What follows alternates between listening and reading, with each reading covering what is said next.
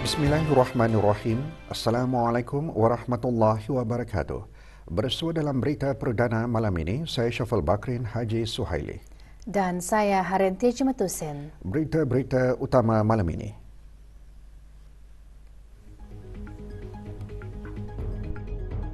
Ke bawah Duli Yang Maha Mulia Paduka Seri Baginda Sultan dan Yang di-Pertuan Negara Brunei Darussalam berkenan menerima menghadap Menteri Luar Negeri Jepun.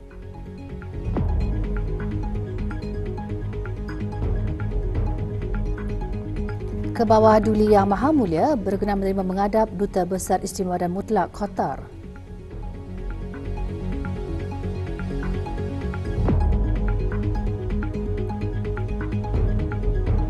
Duli Yang Teramat Mulia Paduka Seri Pangeran Muda Mahkota berkenan menerima menghadap Duta Besar Istimewa dan Mutlak Qatar.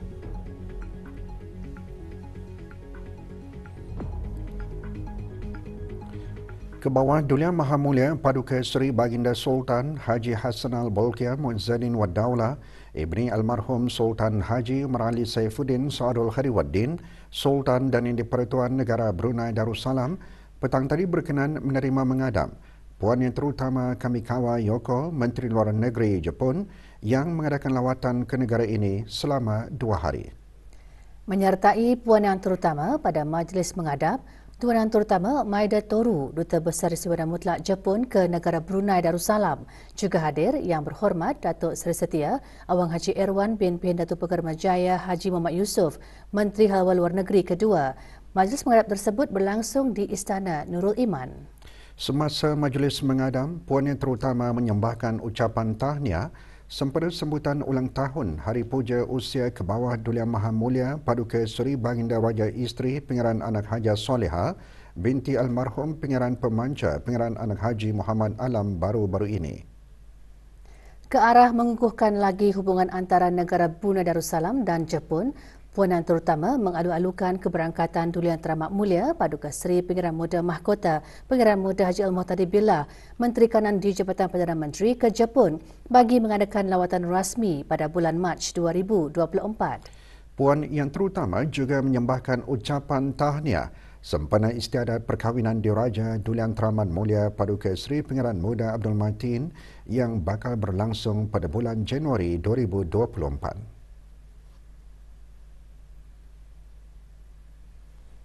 Selain itu, ke bawah Duli Yang Maha Mulia dan Puan Yang Terutama telah berbincang mengenai kerjasama dua hala antara negara Brunei Darussalam dan Jepun dalam bidang tenaga, pertukaran antara rakyat, keselamatan maritim dan pertahanan.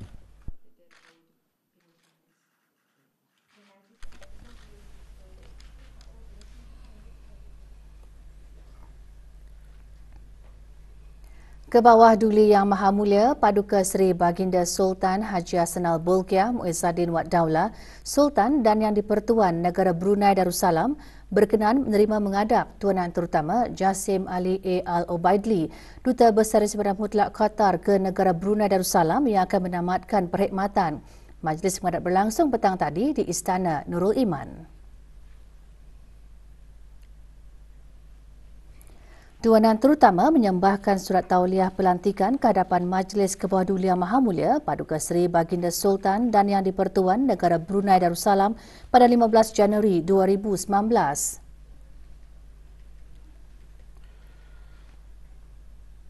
Duli Yang Teramat Mulia Paduka Seri Pangeran Muda Mahkota Pangeran Muda Haji Al-Muhtadi Billah Ibni ke bawah Duli Yang Maha Mulia Paduka Seri Baginda Sultan Haji Hassanal Bolkiah Muizzadin Wad Daulah Menteri Kanan di Jabatan Perdana Menteri pagi tadi berkenan menerima menghadap Tuan Yang Terutama Jasim Ali Al-Obaidli, Duta Besar Istimewa dan Mutlak Qatar ke negara Brunei Darussalam yang akan menamatkan perkhidmatan.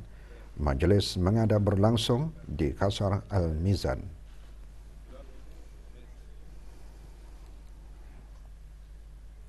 Dengan memperingati Rasulullah SAW, umat Islam bukan sahaja akan kembali merenungi sirah dan ajaran yang disampaikan, tetapi juga menjadikan baginda sebagai teladan terbaik dalam mempraktikkan sifat dan tata cara kehidupan sehari-harian. Perkara tersebut disentuh semasa majlis sambutan Hari Maulidur Rasul yang diadakan oleh Kementerian Sumber-Sumber Utama dan Pelancongan dan jabatan-jabatan di bawahnya. Hadir yang berhormat Datuk Seri Setia Dr. Awang Haji Abdul Manaf bin Haji Matusin, Menteri Sumber-Sumber Utama dan Pelancongan.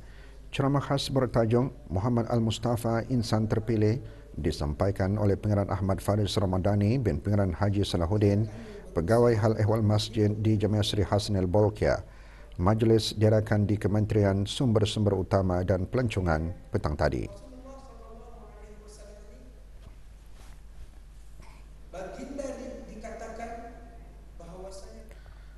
Kemesraan dan kejujuran warga pos dalam menyampaikan tugas dan amanah kepada pelanggan adalah salah satu tonggak kejayaan bagi perkhidmatan pos. Dari kemesraan dan kejujuran tersebut akan terbinanya jambatan kepercayaan yang kuat di antara penyedia perkhidmatan dan pelanggan. Kepercayaan merupakan nilai teras yang perlu dipertahankan. Menteri Pengangkutan dan Infokomunikasi berucap demikian dalam perutusan sempena sambutan Hari Pos Sedunia 2023. Yang berhormat, Pengiran Datuk Seri Setia Syamhari bin Pengiran Datuk Paduka Haji Mustafa seterusnya juga mengingatkan dalam membina dan mempertahankan kepercayaan pengguna terhadap perkhidmatan pos, penambahbaikan perlu dibuat dan apa jua jurang dengan jangkaan orang ramai perlu dipedulikan. Jelas Yang Berhormat, model operasi perkhidmatan pos di negara ini perlu melalui perubahan. Penggubalan Perintah Postal Services Order 2023 akan membolehkan perkhidmatan pos dikorporatkan nanti.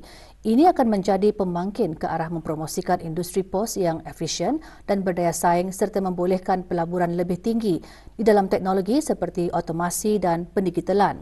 Dengan tema Together for Trust, Collaborating for a Safe and Connected Future, Hari Pos Sedunia diraikan pada setiap 9 Oktober bagi mengiktiraf peranan pos dalam kehidupan seharian serta sumbangannya kepada pembangunan sosial dan ekonomi global. Pengantaraan merupakan forum untuk menguruskan konflik dengan berkesan dan cekap. Ikuti bahan beritanya selepas ini bersama dengan bahan berita lainnya.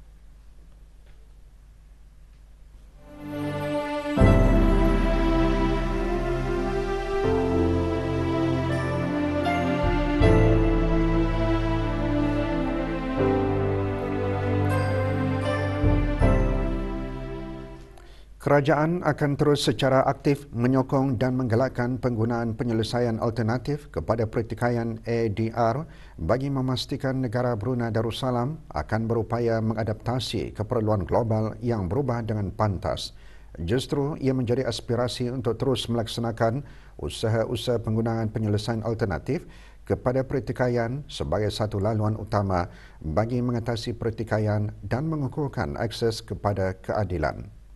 Berucap pada majlis pembukaan rasmi program latihan bertajuk Strategic Conflict Management for Professional 2023 pagi tadi, Timbalan Menteri Keselamatan dan Undang-Undang di Jabatan Perdana Menteri berkata, penggunaan pengantaraan bukanlah konsep baru di negara Brunei Darussalam.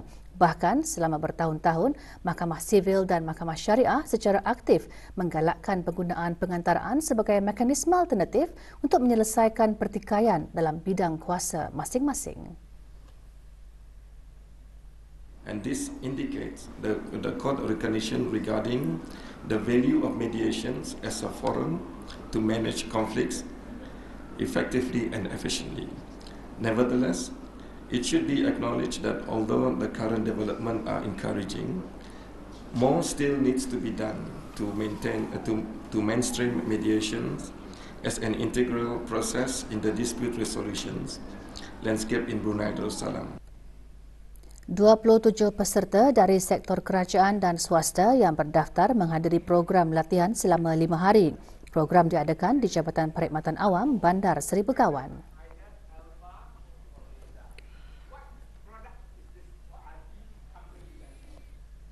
Puan Yang Terutama Kamikawa Yoko, Menteri Luar Negeri Jepun, membuat lawatan ke Brunei LNG petang tadi. Lawatan menandakan perkongsian yang terjalin sekian lama antara negara Brunei Darussalam dan Jepun. Lawatan termasuk ke loji gas asli cecair yang memberikan gambaran keseluruhan operasi meliputi 3 aset penting, iaitu kemudahan pengeluaran dan terminal dalam memastikan pengeluaran berterusan dan penghantaran di samping menekankan keselamatan dan tanggungjawab persekitaran. Hadir Deng Haja Farida Datuk Seri Paduka Haji Talim, Pengarah Urusan dan Ketua Pegawai Eksekutif Brunei LNG.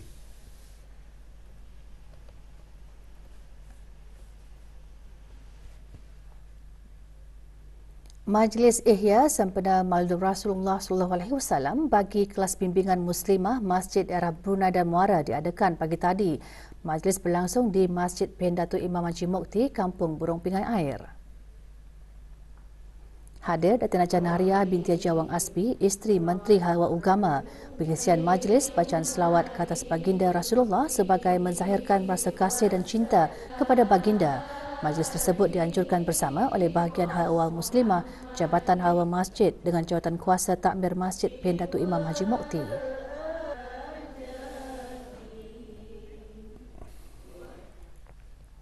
Pusat Kegiatan Warga Emas Daerah Tutong pagi tadi mengadakan majlis sambutan Hari Guru bagi meraihkan dan mengenang jasa para pendidik dalam kalangan mantan guru-guru yang berdaftar di pusat berkenaan.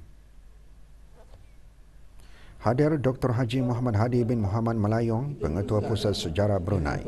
Juga hadir Ahli Majlis Mesyuarat Negara, ahli-ahli yang pernah menjawab jawatan sebagai seorang guru serta bergiat aktif dalam menyumbangkan tenaga sejak penubuhan pusat tersebut menerima hadiah penghargaan.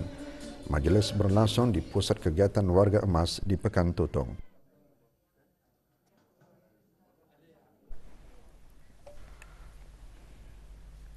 Bahagian penguatkuasa undang-undang di negara ini tidak akan teragak-agak untuk mengambil tindakan bagi mana-mana premis yang melanggar akta dan peraturan undang-undang yang dikuatkuasakan.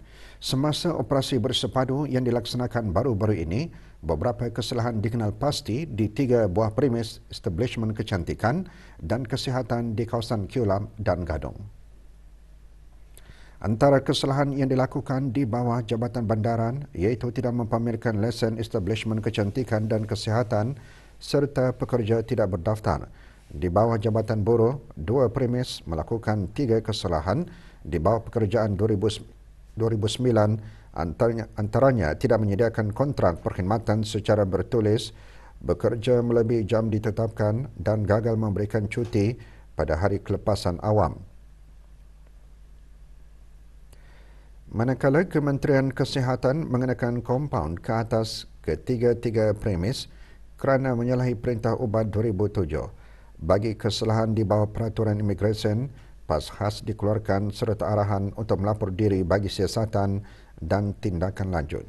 Ketiga-tiga premis juga dikeluarkan notis rampasan dan merampas barang yang disyaki di bawah Perintah Excise 2006. Sementara itu, bahagian penguatkuasa Undang-Undang Kuala Belait melaksanakan operasi sakat 133-2023 di kawasan projek pengubahsuaian bangunan di Jalan Sungai Pandan, Kuala Belait.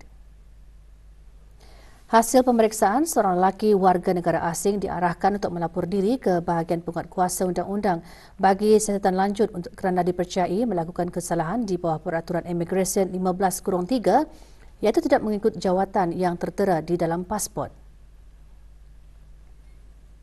Manakala semasa operasi di sebuah premis perniagaan di Kampung Bunut, Mukim Kelana, seorang perempuan warga negara asing diarahkan untuk melapor diri ke bahagian penguatkuasa undang-undang untuk siasatan lanjut kerana dipercayai melakukan kesalahan di bawah peraturan 9-4 peraturan imigresen penggal 17 iaitu bekerja dengan menggunakan pas lawatan. Seorang pekerja wanita Indonesia dilaporkan lari daripada majikan. Keberadaan dan sebarang makluman mengenai Penti Nurul Leha berusia 48 tahun hubungi Balai Polis Tutong, Daerah Polis Tutong melalui telefon 4221206 dan talian kecemasan polis 993 atau Balai Polis berdekatan. Kontingen negara Brunei Darussalam yang terdiri daripada pasukan karate semalam pulang ke tanah air selepas menyertai Sukan Asia ke-19 di Hangzhou, China. Berada di lapangan terbang antarabangsa Brunei yang berhormat Datuk Seri Setia, Awang Haji Nazmi bin Haji Muhammad, Menteri Kebudayaan Belia dan Sukan. Pasukan karate negara berjaya menyumbang 1 pingat gangsa bersama melalui Farhah Syahirah binti Muhammad Syamrin, Rodiatul Adwana binti Bakar dan Farhana Najia binti Abdul Rahman dalam acara Pasukan Wanita Kata.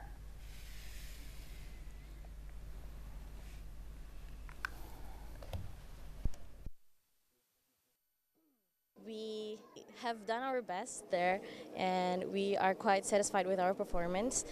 And our competitors are from several countries.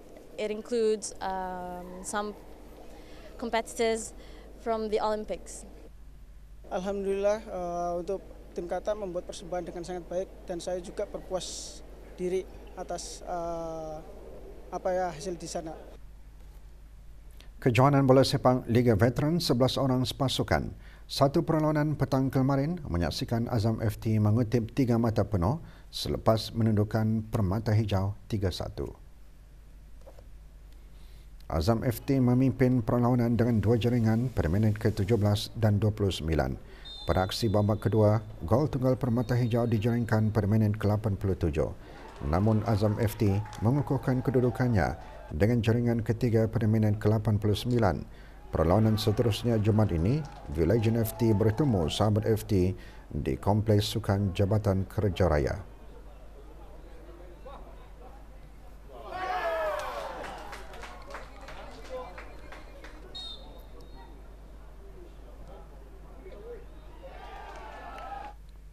Bola keranjang Piala Lausanne 2023, pasukan bola keranjang HL Jaya dengan mudah menundukkan Shifa Traveller.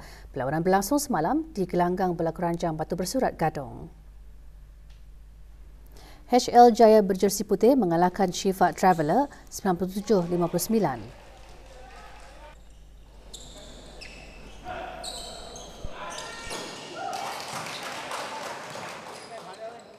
Turut melakar kemenangan pasukan Dabar Cards berjersi kelabu putih yang mudah menundukkan tim OBS 86-56.